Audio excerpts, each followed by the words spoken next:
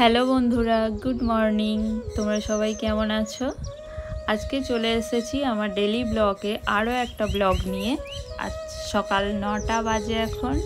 আমি একটু আগে ঘুম থেকে উঠলাম, দেখতেই পাচ্ছ আমার মেয়েও উঠে পড়েছে। তো বিছানাটা গুছিয়ে নিচ্ছি, তারপরে তো যেমন রোজের কাজ আছে তো সেগুলো হবে। চারিদিকটা অগোছালো হয়ে আছে, তো সব কিছু গুছিয়ে নিয়ে তোমাদের দেখাই আমার সারাদিন আজকে আমি কি করব।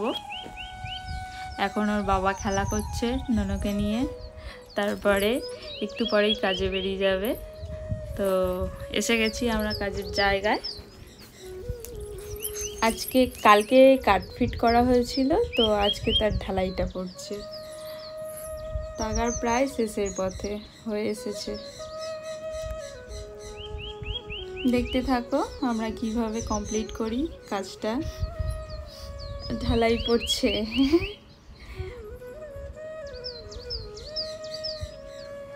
এখন আমি একটু হেল্প করছি, তাগার বয়ে আনছি। আসলে অনেক উঁচুতে তো নীলটনটা পড়ছে, তাই মশলাগুলো তুলতে খুব অসুবিধা হচ্ছে। আমি পারছি না, ওটা নিচে হলে আমি পেরে যাই, তো উপরে বলে আমার একটু অসুবিধা হচ্ছে। তোমাদের দাদাভাই কাজটা বেশি করছে, আমি একটু কম করছি, তো দুজনে মিলেমিশিয়ে কাজটা কমপ্লিট করা হচ্ছে। তো অনেকটাই হয়ে গেছে কাজটা, তোমরা দেখতে থাকো আমরা কত তাড়াতাড়ি কমপ্লিট করতে পারি আর কতটা সুন্দর করতে পারি। আমি এখন একটু উপরে উঠেছি, উঠে ক্যামেরা ধরছি।